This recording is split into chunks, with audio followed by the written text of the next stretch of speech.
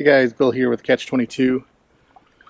We're up at the family cottage and the water level on the lake is up. It's been rising over the past couple of years, which is amazing, to the point where I have a little stream, a little sliver of a connection to the backwaters, which I don't normally fish.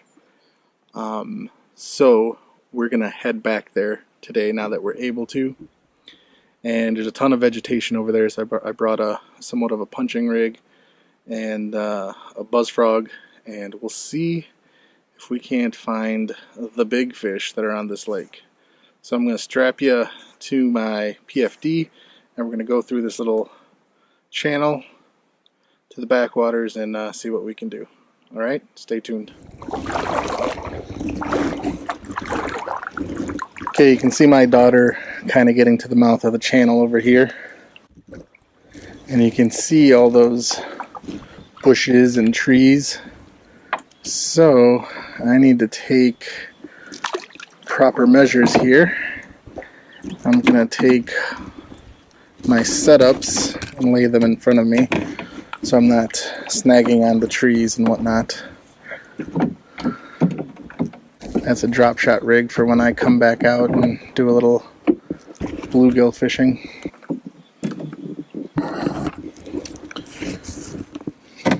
There's the buzz frog. And my punch rig. Okay. Get those situated.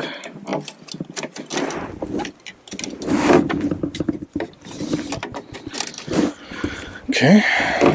Next step is to split my paddle here. Lay that flat.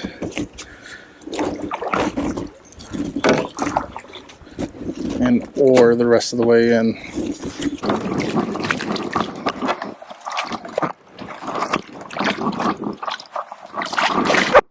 You guys can see that's a bit of a challenge to get back here, but I'm happy to be able to get back here. You guys will always hear me say how we don't have size on our lake. I'm hoping the bigger fish are hiding back here.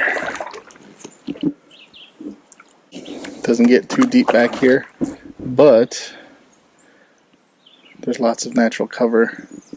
There's a lot of grass mats, lily pads, vegetation. So the oxygen level should be really nice back here.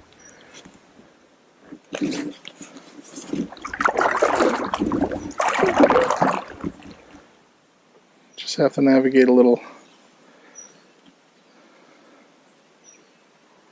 through these trees.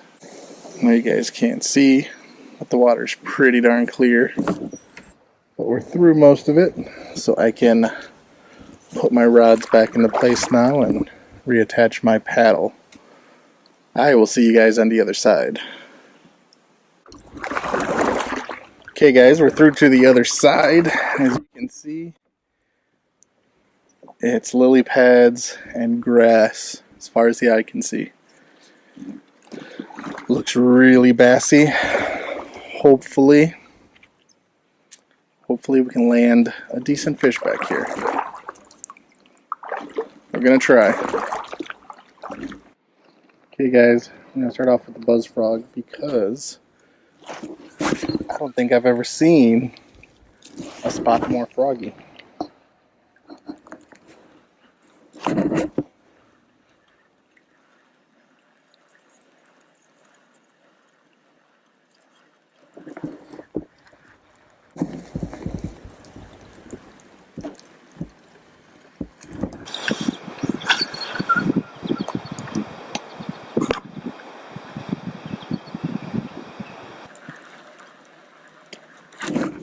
Here we go, guys.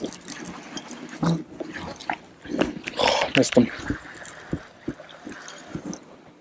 But they are hitting top water. I grew up fishing buzz baits for my top water. As much as I love being able to do buzz bait fishing, this frog allows me to still get that buzz bait action going. Then I can pause it, let it rest in certain areas, like that pocket right there, and then finish pulling it through. Just had a strike, but it was a little guy.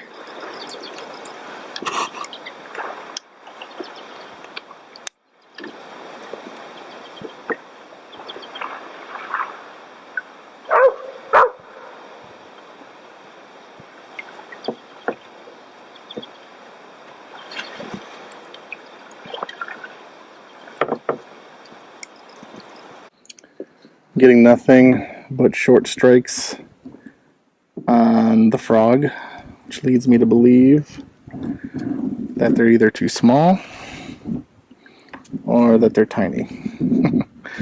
So I'm gonna go into a punching rig here.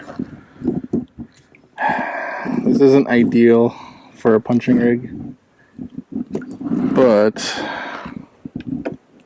it's what I have set up. So this is a medium action spinning rod. It's the Enigma Phenom series. Then I've got that paired with the 13 Creed LTE. I'm just gonna cast out, punch through some of this grass, and hopefully entice a fish. I don't have this pegged, and the only reason for that is laziness. I didn't have any of my bobber stoppers in the kayak. I was too lazy to go back to shore, so this is going to be interesting. I believe this is 8-pound test. How many of you guys have punched with 8-pound test? Successfully, that is.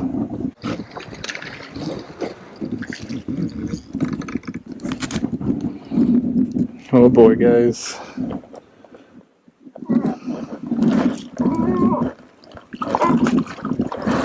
There we go. First fish. I definitely do not recommend 8-pound test for punching.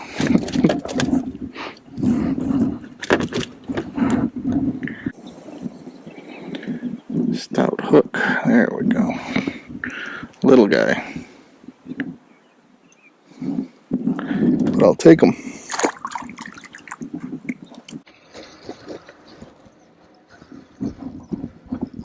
Hooked up, guys.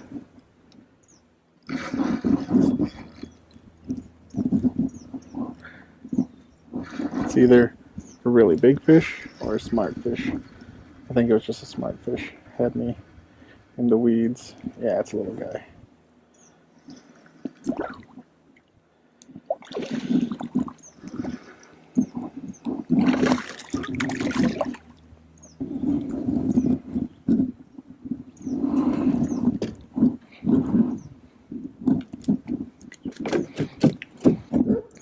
Just a little guy.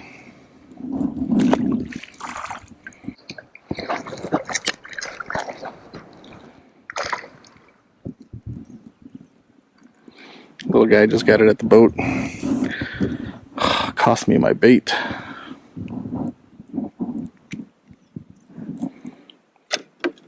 Ambitious little dude.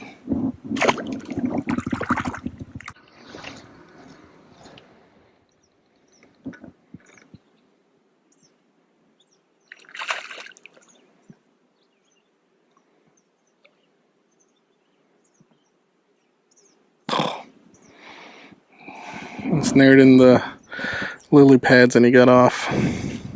So since I'm not exactly set up perfectly for punching through the vegetation, what I'm doing is I'm finding holes, pockets in the vegetation and casting into there. Let's see if I can salvage this plastic. Oh yeah. I tell you guys, this Old Town Next is the perfect vessel for back here. There's no way I'd be back here in my PDL, or at least not with the drive in it.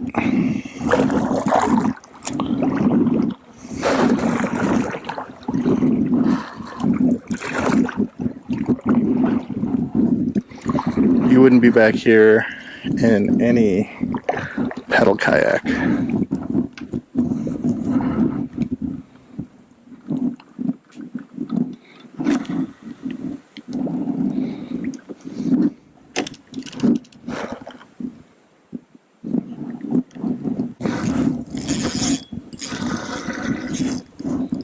There we go.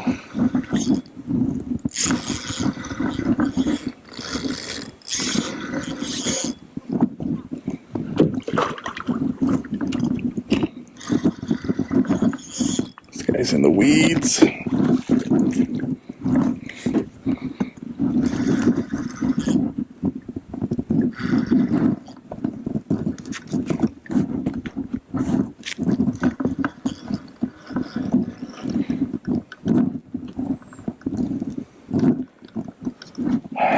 I've got to maintain pressure on him and maneuver the kayak.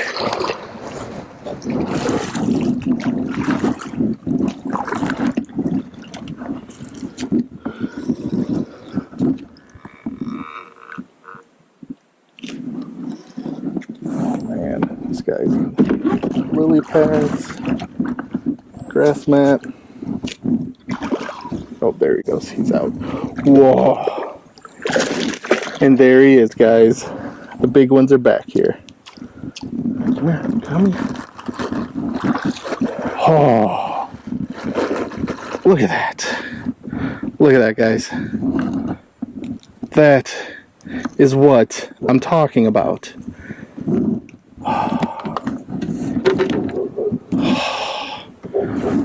Look at that.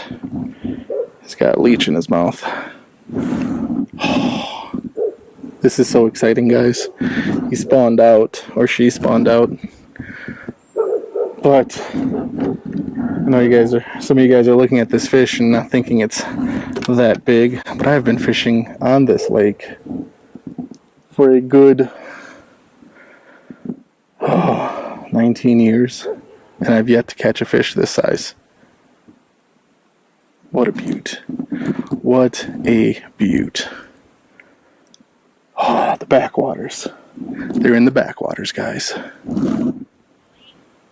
Oh, look at her.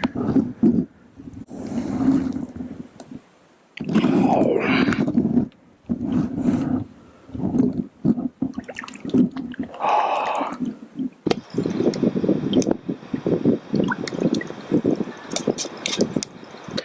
I just released her, guys. Hopefully my daughter got the footage. Oh, that was an 18.25-inch bass caught on our family lake.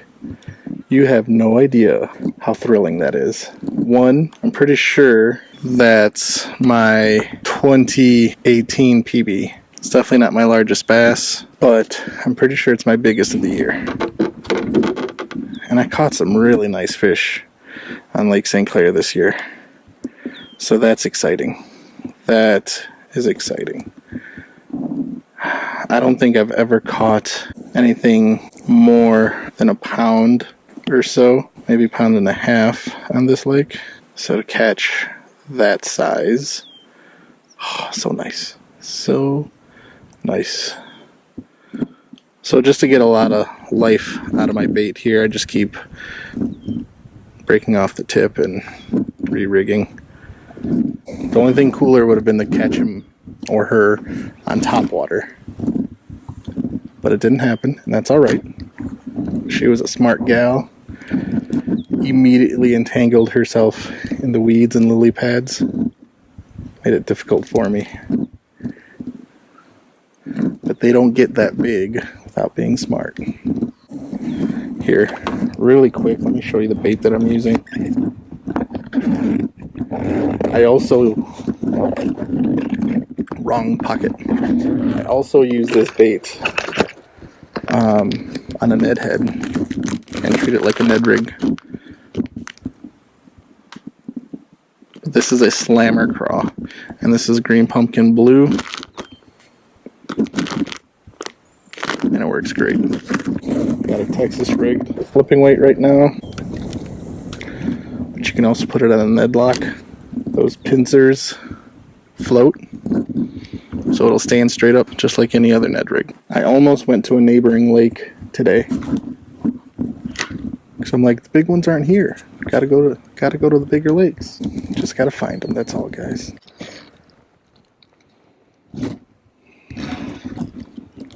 It's a little guy. I saw him. Feels like 1,000,000 pounds because he's got us in the weeds. There he is. Oh, spit me out. Spit me out. I ran out of those X-Zone craws. I switched over to this creature bait. Bites haven't slowed down, but the size sure has. So, 'tis what it is. That taint what it taint. Okay, guys, I broke off. I didn't bring anything to retie my punching rig, so I think I'm going to be done back here. I might throw the frog a couple times. I mean, because look at it out here. It's begging for a frog. But if the frog doesn't produce, I'm going to head out into the main part of the lake where the bluegill are in abundance and drop shot for them. Hopefully this frog can produce a little something before we take off.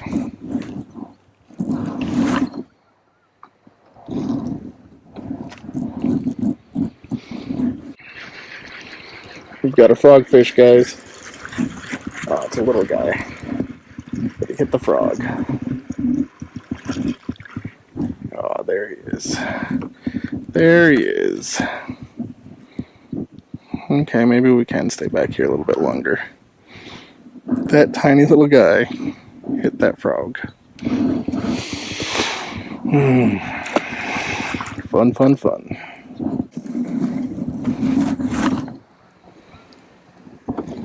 Went back here in August.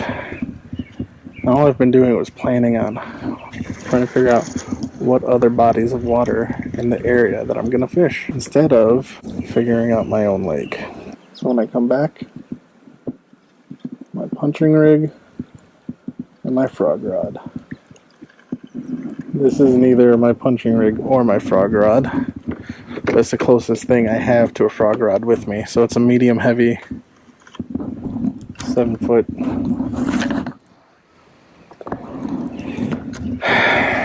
I've either got 12 or 14 pound copolymer on this. Probably 14 pound. My frogging setup would be similar to my punching setup. Heavy or medium heavy. Heavy line.